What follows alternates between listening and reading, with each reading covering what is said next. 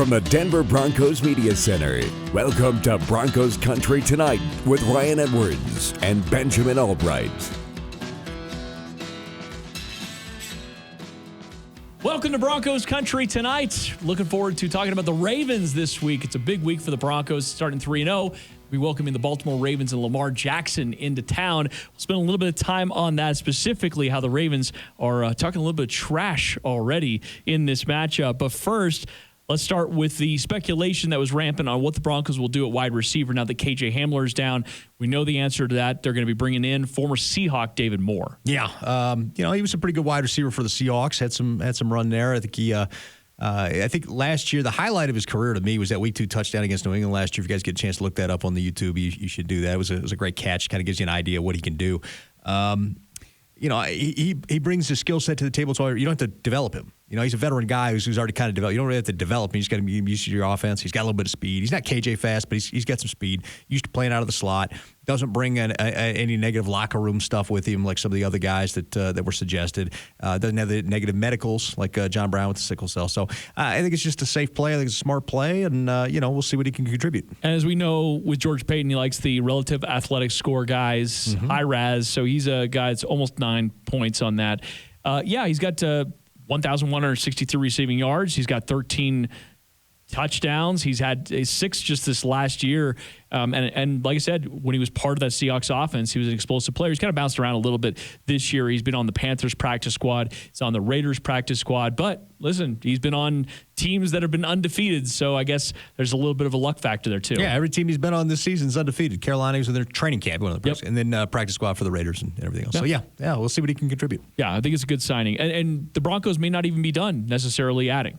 They're still looking. I don't know if they're going to do anything right now. Certainly not going to be trading anything, but I don't know that they're going to be signing anybody. Certainly not this week, but they are still looking. The other roster move the Broncos made is they are promoting Brett Rypien from the practice squad because it appears as though a future opponent was taking a look at bringing him in. Yeah, a future opponent. I'm not going to mention any particular Thursday night football opponents, but I will tell you that they were looking at bringing him in, trying to get a little intel on him, and seeing what he had bring to the table as a potential backup. So. Good on the Broncos. You had the move, right? You had the space right now. You moved KJ Hamler and Jonas Griffith, the special teams linebacker, to the IR. You actually had the extra space after Moore, so it just made a lot of sense. Bring Brett Rypien up. You're not giving another team a chance to do it, and you can waive him a little later and bring him back through, and you should be okay on that. So. But specifically the quarterback position, I could see why you're in the same room and you're all the install, everything that you would know. Mm-hmm. It's interesting about how the NFL operates like that. We don't see quarterbacks get poached very often unless they have a rash of injuries. But for that particular Thursday night football team, their starter is pretty intact, so the move would only be to try to get intel. Well, right, and that's really what this is. You're not bringing Brett Rypien in to be a serious contender at quarterback. It's the same reason the Broncos signed Case Cookus this offseason. He played in the Giants system last year. It's their opening day opponent. We'll have him in for a camp in a couple of days. We'll pick his brain, then we'll let him go, and he gets a signing bonus out of it. Speaking of Nate McCrary, who was with the Broncos. Yeah, Ravens played a little gamesmanship, too. Signed Nate McCrary back. Now, Nate was with them through training camp. A little bit different setup. They've been decimated at running back. They liked him. They were a little salty when the Broncos poached him.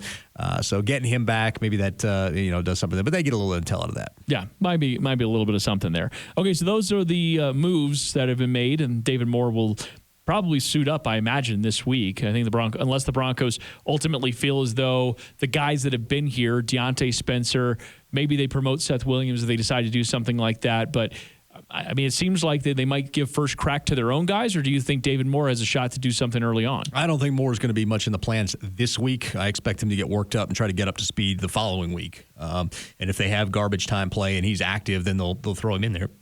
I really don't expect him to be on the front end of anything against the Ravens. Okay. So the Ravens are talking a little bit of trash. The Ravens are, through a specific media member that sits across from me, has sort of passed along a message about their feeling of this Broncos offense. Yeah, let me start from the beginning and say this is not Derek Wolfe. Man, I know everybody's going to assume that's who I'm talking to over there because former Bronco, but no, it wasn't Derek Wolfe. A member of the Ravens I was chatting with, and he got pretty strong with the verbiage. Said that the Broncos haven't played anybody, that's a finesse offense, and we're going to come out and punch him in the mouth. And those are some pretty harsh words. So finesse offense. Yeah, nobody wants to get called that. Even though half the offense in the NFL are finesse offense, especially now. Peyton Manning offenses were finesse offense. Right. Same Tom Brady, same thing. So, but it's a dirty word in NFL circles, And so I don't know if they're just trying to get in the Broncos' head before this. I can't imagine why you'd want to give bulletin board material after barely beating the Lions, but. Somehow they've decided they want to do that. So, yes, a defensive player for the Ravens has called him out. Yeah, not Derek Wolfe. And this is the thing, is it's probably not going to rattle anybody like Teddy Bridgewater or Pat Shurmur. I don't think it changes much of the way they approach this, but I imagine that offensive line for the Broncos, I imagine this means something to them. Yeah, and I can tell you that they may have taken that a little personally. So there was some personal with that, and that may have been the intent of it all. So it'd be interesting to see how the offensive line reacts to that offensive line. It's gotten some criticism and some just criticism over these first 3 games. I mean, I don't think even the wide receivers, tight ends, I don't think any of those guys want that same moniker on them. They don't want to be called finesse. But offensive lines, I mean, when you work in the trenches, it's just different. Like there's nothing about what you do that ever is considered finesse. Well, because finesse is, they view that as a code word for soft. Yes, exactly. Even though that's not what it means, but that's what they, we're not power, we're not straight, and that's so big. So they do take it personally like that. So maybe, like I said, maybe the Ravens just trying to get in their heads. I don't know. I wouldn't be smack talking after I needed an NFL record field goal in order to beat the Detroit Lions, but.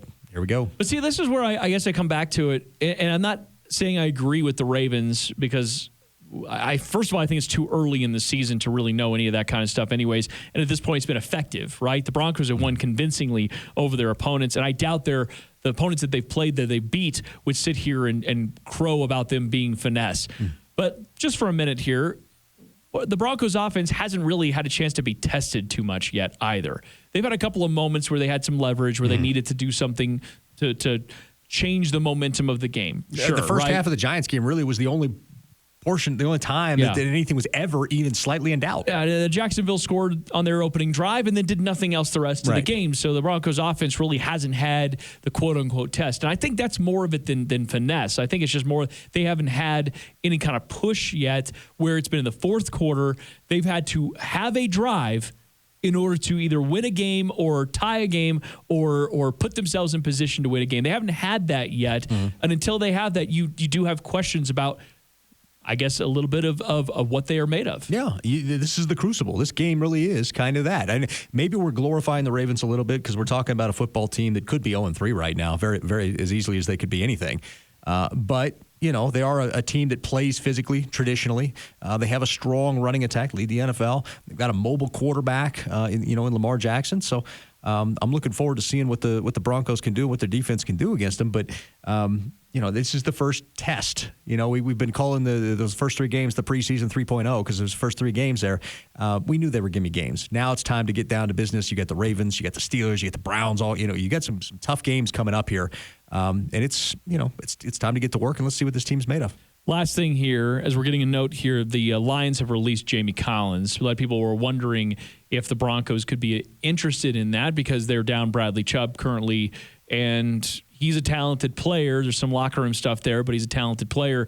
What do you know about the Broncos' potential interest there? I don't think there is any. I really don't. I know it's a popular media thing, just like the Golden Tate thing was, but that's not a real thing. Could they potentially pick up now that he's been waived? Maybe. I have a feeling there are other teams in front of them that are going to do that. You think he gets claimed off waivers? He might get claimed off waivers. Yeah. There's a team or two I could see that would pick him up off waivers. Jamie Collins isn't the same player he used to be, to be honest with you. And he doesn't really fit with what they want to do. Like dropping Jamie Collins back into zone every time is kind of a waste. Yeah. When his strength is really being like the will and going downhill, right? Yep.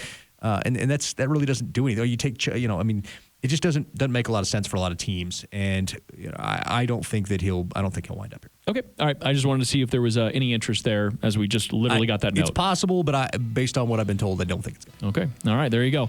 We'll be back later on the week with more preview of the Ravens. For Benjamin Allbright, I'm Ryan Edwards. Thanks for watching Broncos Country Tonight.